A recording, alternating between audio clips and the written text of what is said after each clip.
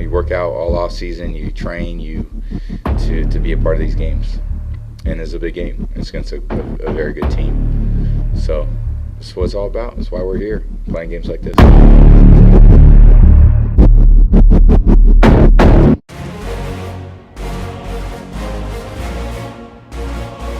You heard the man, the Patriots and Bills giving us an early holiday gift with some playoff-like football. Welcome into the NESN Digital Studios. I'm Courtney Cox, and this is NESN Football Now, presented by Polar Fleece, the official uniform of New England. Coming off a blowout get-right win against the Bengals, the 11-3 Patriots now have a shot to clinch the AFC East title for the 12th consecutive year, I can't believe I'm saying that, against the Bills, who have won 10 games for the first time since 1999 and are breathing down the Patriots' neck in the standings. It's going to be a battle between the two best defensive teams in football, the Pats and Bills, ranked first and second, respectively, in points allowed. The Bills are 4-34 in their last 38 games against the Pats and have never beaten the Pats at Gillette when Tom Brady's played a full game. That said, the Patriots know this is a different Bills team. Buffalo's certainly had a good year. They got a good football team.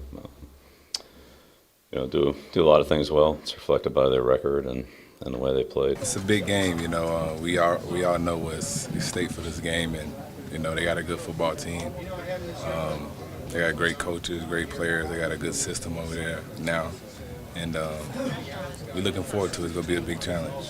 I have a great opponent right here, and like I said, they're gonna come in flying around, confident, and I said we have to go out there and do the same because they're gonna try and throw the first punch, and got to be able to accept the punch and go out there and throw ours. The Patriots, of course, played the Bills in Week 4. Remember that? And beat them 16-10 at New Era Field on the road. But that was way back in September. I spoke with our very own Doug Kyed, who talked about how the Bills have changed from then till now. I think that a big element is just the further development of Josh Allen, and that's something that Belichick actually downplayed in the presser today, saying that he was good then, he's good now. I don't know if those were the exact words he used, but I do think that Allen has improved as the season has gone along, and that Bills defense just continues to get better. So I do think that everyone's obviously treating this as a much bigger challenge this week than they had when they went to Buffalo, but at the same time, the game is here at Gillette Stadium, so I still think that gives the Patriots an advantage. So, of course, a big challenge for the Patriots, and a lot will be on the line this week as Bill Belichick's team tries to win the AFC East and jockey for positioning in the AFC playoff picture. For more on that, here's Michaela Vernava. There are just 2 weeks left in the regular season, and the Patriots still haven't wrapped up the AFC East or a first-round bye. Here's how they can do it. The Pats can clinch the AFC East with a win on Saturday against the Bills. If they lose to Buffalo, they'll still hold the tiebreaker against the Bills because the Patriots have a better record against common opponents. So, if they lose to the Bills, they'd need a win against Miami in Week 17 or a Buffalo loss to clinch the division title.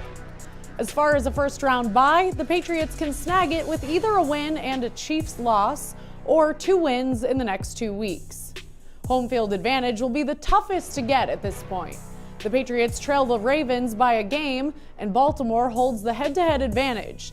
So in order to bump them from the top spot, the Pats will need to win out and hope the Ravens lose out.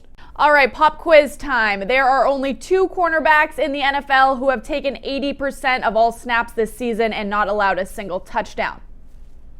If you guessed Stephon Gilmore and Tre'Davious White, then you win. The 2 best corners in the game will face off at Gillette and will cause plenty of problems for receivers on both sides. Gilmore and White are first and second respectively in opponent passer rating and have combined for 12 interceptions.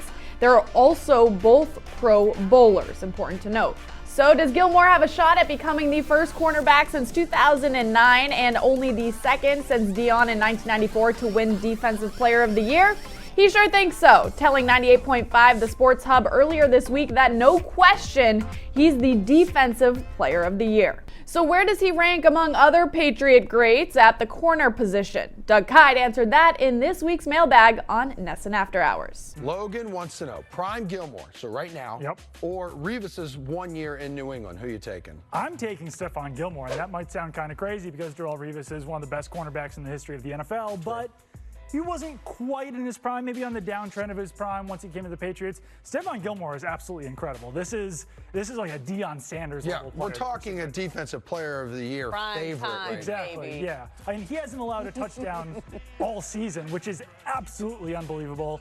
He has 6 interceptions, 2 for pick sixes. So I'm definitely taking 2019 Gilmore over 2014 Revis. So we mentioned Gilmore getting into the Pro Bowl. Yes, a no-brainer. But there were a couple of other Patriots who will have a chance to represent the Patriots in Orlando. Dante Hightower and Matthew Slater were also selected for the annual exhibition. It was a special moment for Slater, who surpassed his father by making it to his 8th Pro Bowl. You know, I've been fortunate to be blessed with some pretty cool things, but, you know, ultimately it's not about me. And my dad would tell you the same thing. It's not about him either. We feel like we're two of the most blessed men alive, and we're thankful for the game of football and all that it's brought to our family. And that's all the time we have for you this week. Make sure to come back to NESN's Facebook and YouTube pages on Saturday before the game for our weekly pregame show with Matt Chatham, Doug Kyde, and Zach Cox from Gillette Stadium. Until then, hurry up and mail all your Christmas cards and get your shopping done because time is running out. Happy holidays and see you next week, everyone.